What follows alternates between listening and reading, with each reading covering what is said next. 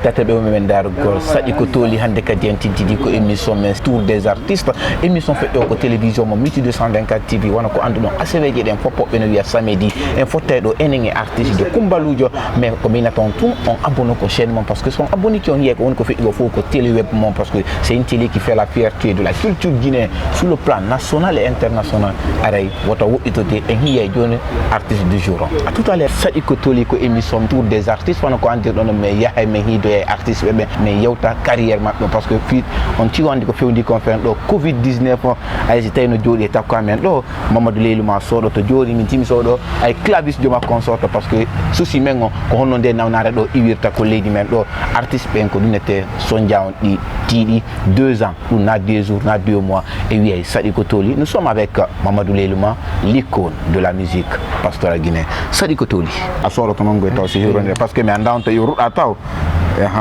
grand sooɗo sooɗiki min kadi mi waɗ mini waaleykum salam wa rahmatullahi Alhaji Diallo teli mako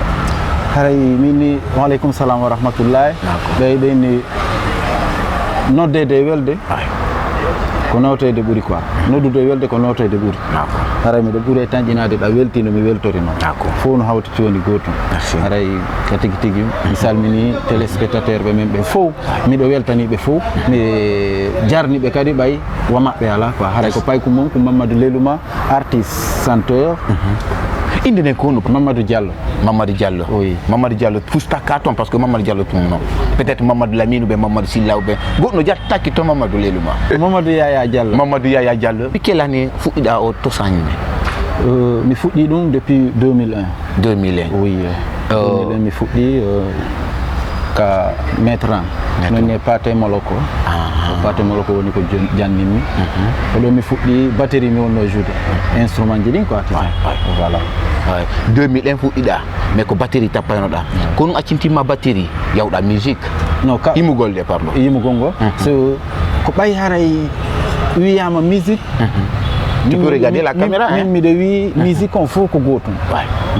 miɗo wi musique on fof ko gotum ka memminoriɗa o ka ƴettirɗa waray fof ko est ce que na objectif go ittuma ko batterie parce que ɓe plus souvent ɓene tappo batterie are no mari sondia musique o noon are sondia ala to himugol ngo ala sondia ala non musique on fof ka memminoriɗa o no mari golle ka memminoriɗa o golle muɗum nden ko gotum a faami ka memminoriɗa o golle mum ko gotum au fait j'ai joué la batterie ha e nokku mi iwi ka maître an mi accompagne musique hedditi artiste ɓe hewɓe mi accompagne voilà donc yeehi noon ha min kadi ñande goo min jooɗi miɗo wawi wiide tigui un peu ko poussimi c'est avec un ami moyne Kanjoura Koyaté Kanjoura c'est un guitariste le petit frère de Petit Kanja voilà ko on poussuma mais nanga heɓali sattede o balance ɗon parce que hande tu es déjà habitué de la batterie joni balance gol artigol ton est ce que heɓa difficulté non difficulté ji komi heeɓi e nder ɗum ɗon c'est parce que andi sa iwiɗa a ariɗa quel que soit compétence ma o haray satto ndewoy seeɗa aray satte ndewoy ko wonta ko andugol ko honno ƴettitirta ko ɗum ɗon mais haray déjà hiɗa nder ton une fois instrumentiste guitare batterie instrument kala mo jouata haray ɗa andi tan hiɗa andi accord hiɗa ɗon il suffit maintenant hande kadi ya adopte ka wonɗa ɗon sattay noon maintenant a wi ko Paté Moloko accima jonnugol musique ko inete kon musique on mais Paté Moloko mi ƴoogi ma ko ɗon ƴooguɗa mais Paté Moloko si mo jonnima ko batterie mais hito gon jonnugoma micro ina way Leyluma ko ɗum ɗo ni ko mbattima jonnugol to ko oya ko batterie jonnugol hari meɗen e tourné menen e Fatou Linsan au niveau de Sénégal deuxième centre de amen andi telen ton il faut que 21h ha telen 0h c'est vedette jon ara mais yimɓe ɓe naata e law 21h kamɓe na ya waɗu musique ko deuxième centre jon aru yima o yima kenen ten ha 23h 0h vedette jon ara remplaçant mais deuxième centre de amen on noon heeɓi e Sokola Guinée ga o ari tawi hande kadi yimo ala mais j'étais avec mon apprenti Mémé Baldé à la batterie donc mais tawi Fatou Linsan no ton mais elle peut pas o wawata arde o présente o tant que l'air makko hewtani te yimɓe ɓen sinol naati ɓe yiiɗa waɗa sa waɗi musique tum ɓe nayna gonga artiste ɓe garani ɓay ɓe wowa ɓe ɗaynede simi faami awa ko Fatou Linsan attima jonnugol micro je peux dire avec Kanjoura parce que c'est lui j'en viens Fatou Linsan peut partir mais manque de deuxième centre lors d'un concert. Oui, manque de deuxième centre. Addi mon ami dit andi kon watta min anda yettu baguette yi din jonna apprenti joma yettu micro mi dit qu'est-ce que je vais faire là-bas oui fais ce que tu peux en attendant que Fatou vienne fais ce que tu peux s'il te plaît sinon on aura un problème tay me de yehi e sare de sare donc à chaque fois be dayna be na artiste be ngari tawa be arali il peut s'installer be wada goro ngara artiste de ronka arde fiu be sakkito rawal gol scène musical be ni do non on tappa jama on anda hi ko no woni tappude si wona dum marsantage ko gallu ngon ko waccino da himo go jengande on lindu ma on di touri do ko fo halte gallu ko mi attino himo go jengande peut-être ɗum kummi atno miɗo ala heɗiti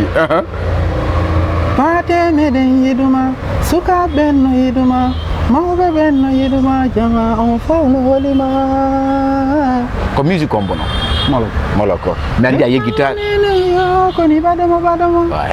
nandi a yeggita le maître ma voilà c'est ko on morceau après donc mi watti donc y avait le son qui wonno ɗon tuma ka top Séri Jamba. Mimi Jamba. Merci. Donc, avec Tcherno Mamadou, nous remixons nos morceaux Saïdou Soul. I love you. Séri Mina Yiduma, Mido Falama. Si mi famille avec Tcherno Mamadou, on golle di sera. Yeah, Nasser. On yango di. C'est bon. On tout ça. Maintenant, on a fait une carrière man parce que tout faut que tu aies début ma on non, ko honno fuɗɗo parce que bobo si heɓama ko fo tete. Joni a tetama ha fuɗɗike darnade hoorema. Wobuda wiida Wobozo. Pourquoi tu as créé Wobozo? Wobozo c'est ko nder tournée amen goto miɗo yahuno télé Gambie. Il y a un ami qui est là-bas et de nom Rasta Bingo. Il était là-bas, c'était avec lui et Messelal, un claviste là Goré Ponting quoi. Merci Goré Ponting et ni gore joma ko gono ton on ekkiti mo kankadi jonni mo note clavier hari mede wondi me hari men famodira nder ton kadi hakkundeji amen jonno si ari ka sen kanko woni deuxième centre donc hari min kadi ko mi woni habbeteɗo kanko woni deuxième centre kañum on gorejo am wiyeteɗo Rasta Bingo o ara noon si mi monike o ara tar ɓe yaha eɓe waɗugol piiji maɓɓe ɗin si ɓe ara quoi donc ɗo eɓe ara tawa promoteur ɓe sonkino ha fi fuɗɗagol des fois min mi ara mi wona ka ɓaawo ɗuma o parleur ji mi yima ni tum ha ɓe hewta mi fanka mi accamo ɗon ɗumani donc si o yi noon komi seytini kon o ara so yi morceau ko juyo menen men tewi menen me waɗay Wobozo me waɗay mo wi ndar mais la sanction on slogan ɗon no welde public on no amude ɓe anda ko fi hon ɗum o woni waɗirde ɗum ko ittagol lam mone par ce que miɗe moni donc min tewi pas min waɗay Wobozo minen min waɗay public on no ama no dimbo mo on quoi no weludeɓe fof no wadde Wobozo sur ça haqqilanɗe jonni wawi o moɗo ko mo banalisaɗo mais o ko nendi joni qu'est-ce qu'il faut faire sur ça? Voilà, c'est à penser maintenant Wobozo. Si Souleymane waɗi Wobozo mi waɗay Wabazan, si Messelal waɗi Wobozo mi waɗay Wabazan. Ɓe jooɗi to miɗe ɓuuti après ça ɓay mi tawi slogan on no weeli bon yimɓe ɓen no amude ɓe anda ko honɗum mais min mi yi mi tawi andi ɗeni attiɗo ma ɗanade wattotoma fin noon ko gonga andi talent et succès no seedi quand tu as le talent tu as l'expérience piiji ɗin buyarayno ka hoore donc wano noon noon j'ai à calculer comment mettre le mot sur ça parce que lui il a dit si ɓeeɗa no waɗi Wobozo ɓeeɗa waɗa mais quoi Wobozo il faut ko watta goɗɗum go hoore ɗon honɗum wonta ɗum ko tawata jama on jentoto ɓe jala ma ɓe heɓa jantotoɓe moƴƴa heɓa goɗɗum nder ton est ce que maintenant a waway men parce que claviste joma ono ɗo kanka mo aral tum ɗanagoro ko plateau ɗo mais toujours memana e Wobozo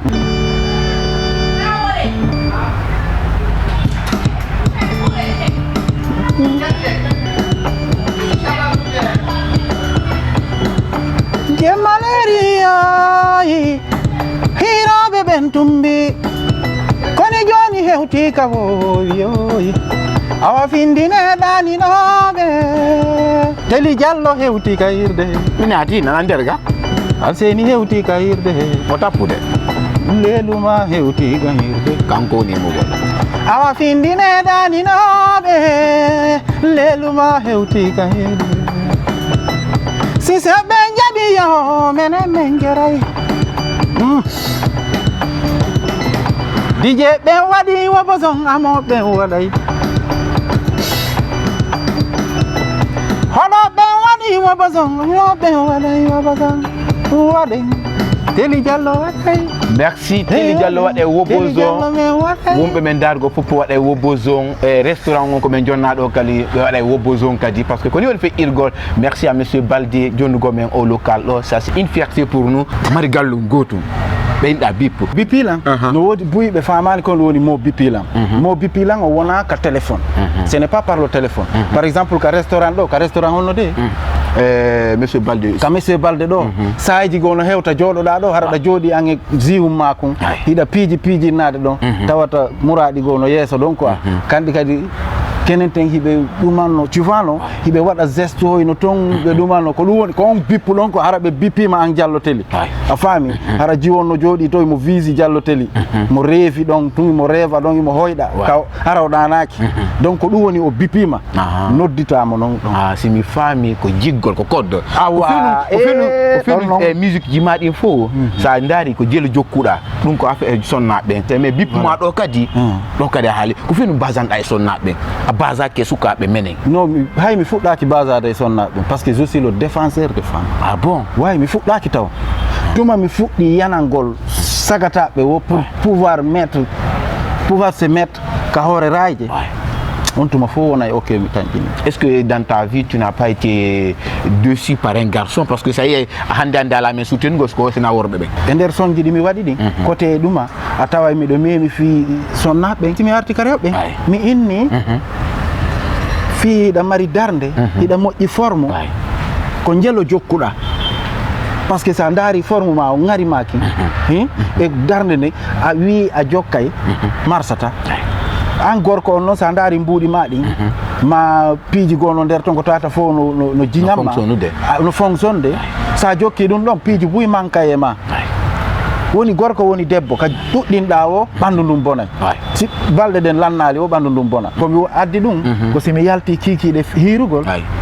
tu reçois des appels non mi jooɗo miɗo arde mi jooɗo mi yiya hande oɗo ardi e oɗo woni ko jiwo ardi e gorko ma ko gorko ardi e jiwo yontere hande kadi mi yiya on jiwo ɗon ma on gorko ɗon e goɗɗo goo kadi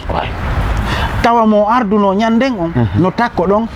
probléme fus ala hara mo kala no jokki saayi lirma ɗon ɗon ko jelo jokkuɗa ya ɗon jelo jokkuɗa mi falango ɗo wadde on ɗon son ɗon plus souvent lors d'une rencontre parce que c'est une source sûre haalanɗo nan moni koye rencontre yawno ɗen mais wiiɗa an a hatondinaki ko wiyete manager parce que manager c'est des mangeurs hande noon lors d'une émission mi nani a mari manager pourquoi ça non mi inni on tan ɗon merci a reconnaissé a haali noon kam mi haali mais mi reconnaissé mi haali le manager les gens qui se du manager en Guinée darɓe ara ɓe darɓe wiyenoɓe ko manager non darɓe gam le manager il faut une formation ce n'est pas la pratique seulement il faut ko waɗa théorie on waɗa pratique sa waɗi théorie on tun noon kadi a pratique ali kara han famirta terrain on il faut ko waɗa théorie waɗa pratique anda ko woni nder ton illa ko wona ɗum wigol komi manager koya jogi to téléphone ji artiste jon ɗaɓɓa jiwɓe ka mariage woni ma ka dennabo woni ɗum goɗɗo a tala wiide ya so manager ɗiɗo tato nayo jowo min nayi manager ala manager wiyowo ko manager artiste jo tawa ko makiji ɗin ma kabareji ɗin ko ton o yata o naɓatama hay nokku c'est à dire ay fus a yiyata yeeso ko tawata ɗum ɗo hiɗa andi janggo ma on koko moƴƴata par ce que na ko watte ɗo hiɗa rema duuɓi ɗiɗi duuɓi tati droit de réponse a faami préparez vous duuɓi ɗiɗi duuɓi tati hiɗa waɗa ɗin artiste jon ɗo mi ɓorno conci labaɗi mi naata e otowal labangal mi ƴetta e ɗin conci labaɗi mi naata e ƴetta otowal labangal ngal mi jonna manager jon o yaha o ɗaɓɓanoya men contrat ji so ɓorni koko laba ko o naate otowal janal labangal o yeehi ko feni o ɓennay ko gonga siɗo hara ko ɗin conci kadi mi wattoy to ñande événement on s'en fout ko falden ko fala ko hebiki consommateur non halno da no lor d'une rencontre non reconnaissir non a fami dum don no wawonde mais manaje mariage dennabo zougol e baro e cabaret ho wona nokku ko tawata dum do ko jango ma on fi no mojjira gila hitande honde artiste pastoral no joude e makiji une révélation Mamadou Leluma hitande honde artiste pastoral no joude e di makiji no joua e di bardi ko hombo yiida yeso ebe fapule mo ala manager dido wono mari tato wiya o do ko manager en mais ça bouge pas maintenant ça est-ce que c'est une infidélité artiste pastoral parce qu'aujourd'hui a touché un grand point côté gono ton mi fala min nawi ndata ko be do data côté gono ton merci Leluma côté gono ton artiste be no mari problème merci artiste be no mari problème go côté gono ton wiyobe kanyum ko manager be mari problème les mangeurs d'honneur parce que ça wi manager mélangeur be no ton ça wi promoteur profiteur be no ton a fami dum don be setata no ton ben don didi a fami artiste ben hibe hawje parce que les artistes bouré mabbe ils ne sont pas patients awa wata wi de maro lewru maro lebbi didi fi habbagol ko wona moƴƴinede ko gasata e der lebbi nayi joyi wobbe ben hejata e joge be sorto to kisan ajeebe gono ton atawa hibe mari artiste tato nayo jowo bebe woni zerde est ce que jonne men exemple goto milieu pastoral exemple goto exemple non manajeebe marbe artiste be dido tato un exemple parce que ko yewten ko foko terapie tous des artistes sont cassés non mi wawata wiide makko odo ma odo si mi wowlanima beni si dengal to wi hakkil sore a fami le manager wiyobe ko be manager tawa hibe zerde artiste tato nayo an on ala entreprise go ala golle go kam buudi yaltata tawata ko paquet parce que musique on fenande golla ta musique on joni sa fuɗɗike morceau goto ɗo yo wiya himo ka plateforme ko fandi o ñaama 20 millions 20 millions a ñaamayde si tawi ko wiye koko jentete ko yiyete tawata convaincre yimɓe ɓe 20 millions on a paquetaydi wallinaɗi ɗa aninilan yo koni mikinilan aninilan gigol hande aninilan joni gigol ɗuɗa singa ko jawgingi jokka keleyagal acci joni ko clientu woodi ayo gigol hande ngol woni prépayé photo minute amour conditionnel honno gerde tengteli iyo ko honno warre tengteli sabu jiwɓe ɓen no miila sukaɓe ɓen no humpa ka sexy ɗuɗu no gigol worɓe ɓen majji cikuli bona singa ko bota woni haddaki ko yitere nden yi'imo ko ɗum ɓernde awjanta kono no sukaɓe suudu kala natetake ɗuytu guite maɗen accumile maɗen jiwo ɗuytu guite maɗen suka accumile maɗen jiwo ko jelo jokkuɗa jiwoyo ko jelo jokkuɗa ɓayru hiɗa moƴƴi forme yewtan ko jelo jokkuɗa hiɗa timmi darde yewtan ko jelo jokkuɗa hiɗa laaɓi yeeso yewtan ko jelo jokkuɗa ko jelo jokkuɗa sukayo ko jelo jokkuɗa ɓayru ko a jooma jawdi yewtan ko jelo jokkuɗa merci Mamadou Leluma ko jelo jokkuɗa goto a jombi taw miɗo jombi merci Mamadou Leluma ko goto ƴetti merci téléspectateur ɓe ko ni woni feƴƴirgo ko émission men tour des artistes ko jelo jokkuɗa awon ɗo dargol men ɗon albi ko jelo jokkuɗa toon min mi anda min jallotil Allah no renti ko goto pet si nan jokki kadi Leluma noon sa mo haali peut être no ɗuuɗi kadi e Leluma sa famille fenɗo ko woni ko feƴƴigo fenɗo ko toile surtout milieu pastoral parti moloko no wi ono nouvelle génération on gollata kon créata ko ɓe wimi kon ko ɗum on copiyade sa nani kelama ko nanditi mo woboso ko on ala créigol est ce que tu reconnais la sortie de Pathé Moloko ay sinon ko maître mago na défendre be non na défendre golbe merci côté go sibe ari mi do wawi wiide haray ko gonga andi si tawi woni hunde tawi ko hankinde fuɗɗi ma hecci hanki a wawata wiide no woodi taw mais haray si no créede ko ɗe balɗe ɗo fuɗɗa memede seeɗa kadi ɗum kadi créo ɓen tigi wonɓe wadde ɓen a tawayna ko woni nder ton kon ɓe woni wadde parce que c'est pas des personnes jogiiɓe talent woni wadde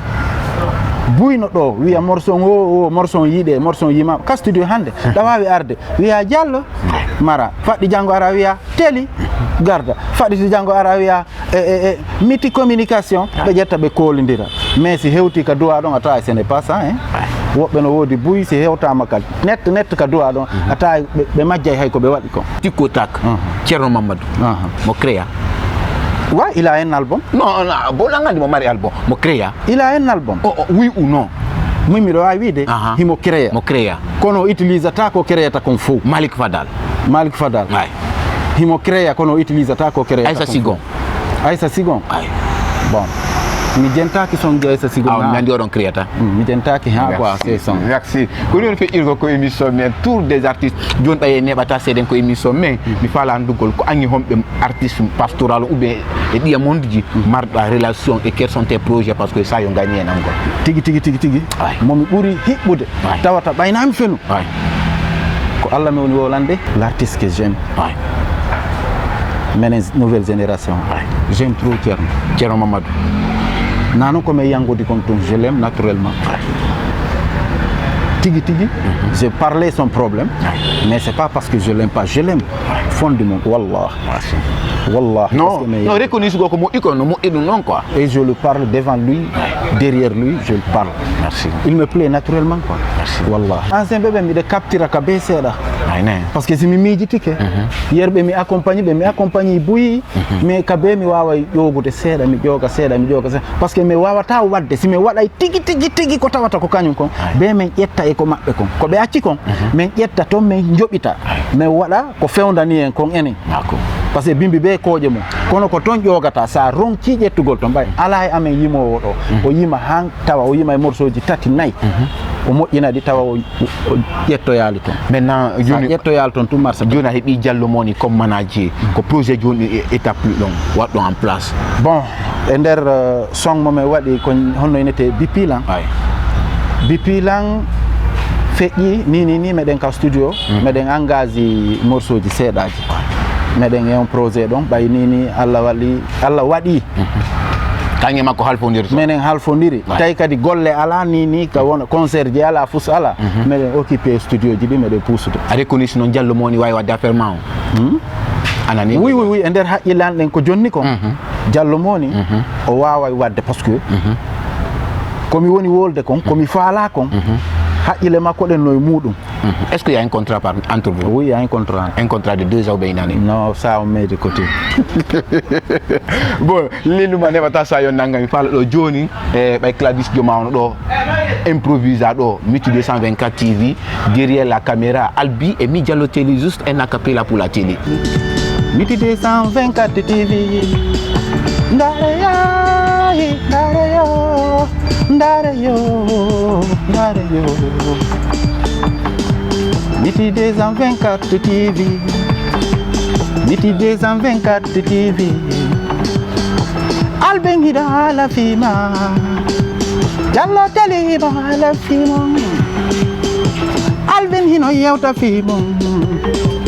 Diallo Télé hino yewta fima Miti 224 TV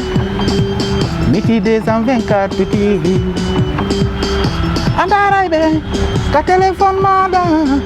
andaray ɓe ka suudu maɗa ka sambur maɗa ka salon maɗa ndaren ɓe Miti 224 TV